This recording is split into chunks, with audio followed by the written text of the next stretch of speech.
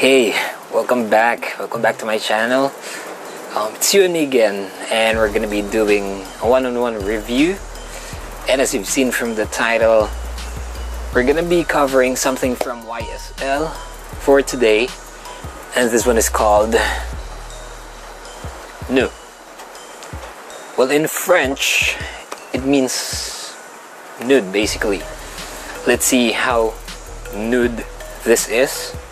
But first, a little fact about this. This was actually a reissue from YSL. The first was way back in 2001. That was under the direction or creative direction of Mr. Tom Ford. And the nose behind the original Nu Eau de Parfum was Jacques Cavalier. So there you have it, just a little fact. For the vintage one, this one is released in 2011. It was released under their series La Collection. It's a series resurrecting the greatest frags that they have released through the years. There's Y, there's Ivresse, there's also Nu, Rive Gauche, YSL Pour Homme. Yeah, just to name a few. I'm gonna be walking towards you, if that's alright, so you can see the bottles that I have, and you can pause anytime in the video to counter check the bottles that you have. I'm gonna be focusing this. There you have it. So yeah, at the front you see Nu. This one is quite matte. The gold details for the letters, and they left this bottom part clear. Nothing at the back. And on the other side, there's none as well. On this side, you would see the notes that were used for the creation of this. I think these are the list of the dominant notes. So yeah, at the bottom, let's see the bottom. Yes, it does have a crack, but it's all good. Batch code, you can see it says here 80 ml, 2.7 fluid ounces. So yeah, just basic information there. At the top, plastic cap, sprayer. As you can see, the white eye sprays very well. Great distribution. Produces a fine mist, and the cap does not lodge in like this. It does not lodge in like this. It lodges in like this. Like that. So the cap clicks into place into this position, right? So, if you've been following me for quite a while, you know the drill. I'm gonna be spraying a fresh one over here. And I have the mid notes here, and I have the base notes over here. So yeah, let's do this. Fresh spray. So I could run you through the top notes. Sprays a lot. I think you can see this. Yes, it is oily. The bottle is sturdy, quite heavy, and yes, let's air it out a little. And for those who might be asking where to acquire this, well, our malls here in the Philippines no longer carry YSL, so I think we'd have to depend on our relatives abroad, or online. Maybe in some fragrance websites we could order this one. So yeah, let's go with the top notes.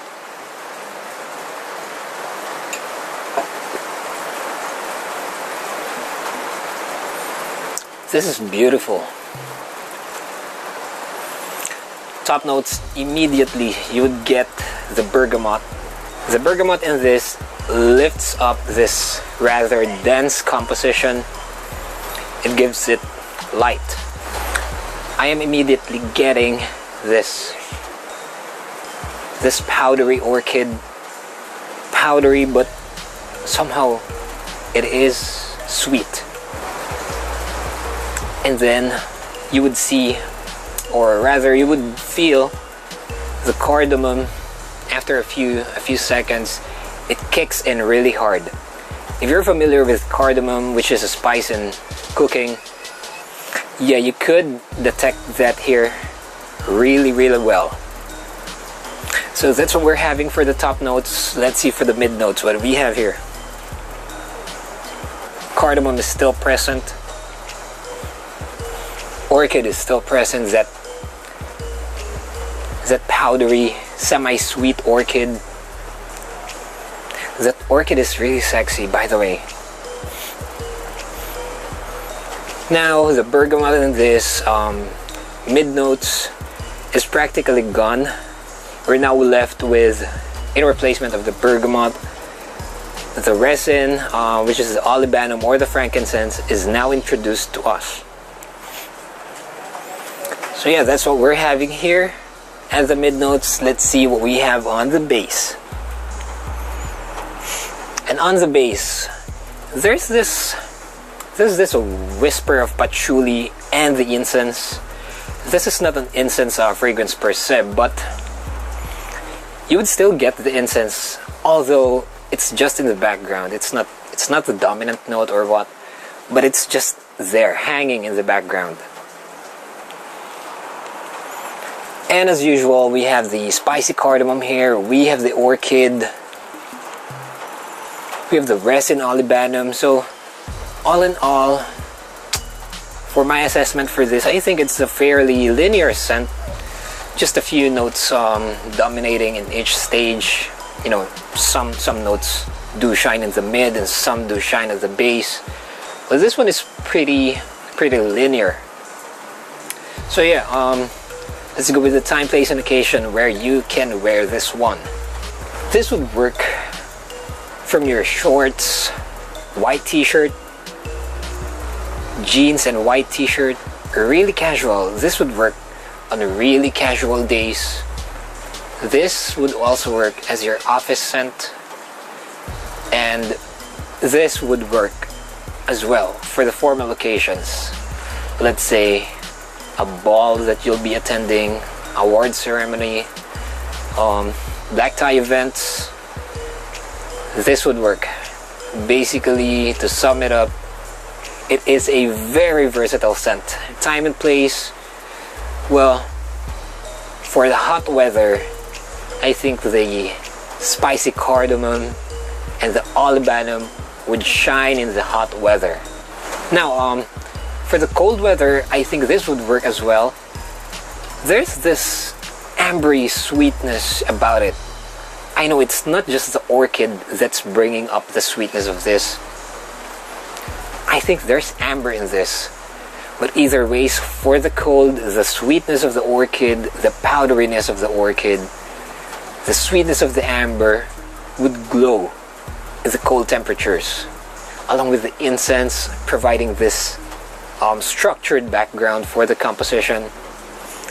This would glow in the cold days, like rainy days or in winters. So yeah, that's the time, place, and occasion that we have for YSL Nu. We'll go to the sillage, the projection, and the longevity of this. Now, this one stays on my skin for 10 plus hours. Yes, this is an eau de parfum concentration, and I forgot to tell you that my skin, it sucks up perfumes really well. So for this to stay on my skin for 10 hours, it's just amazing longevity for this. Now for the sillage and the projection, yeah, I'd place it on an average. I think the second or third person from you could notice you while you're wearing this. If you're in an enclosed room, I think you would still get noticed with this. It leaves a nice scent trail, though not overpowering with its projection, but it's kind of shy, I'd say. So I'd give this an average for projection and sillage. Now for my final thoughts regarding this, for the ladies, this is really sexy. It has this mysterious air about it. It's very intriguing, though very cold. It's a really cold scent. It's powdery, it's cold, it's sweet. It is mysterious, it is luxurious. That's why it could still stand as your formal event perfume. It announces that you have taste. It will get your attention even if you don't want it. You may even get hit by guys by wearing this one. It leaves a sensual scent trail. So yeah, be ready for unwanted attention with this one. Another thing that I'd like to address is, how does this fare with a vintage one? Let me think.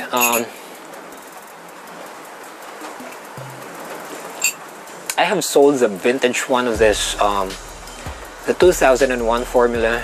It looks like this. That is the one that I've sold inside our group. So to compare it, the older one, it has the notes on the base. It has an addition of sandalwood. On the top and the mid, it has stronger incense, and at the top, it's got more pepper. So I'd say the vintage one it's a tad more spicier than this. This one is more feminine, to be honest. For me, this is not unisex. This leans towards more on the feminine side.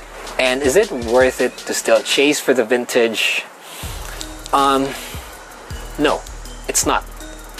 It's not worth it. This one, if you have access to this, it's like 85% or 87% similar with the vintage YSL Nu. So yeah, it's just a tad more spicier, as I've said earlier. But again, these are just my opinions.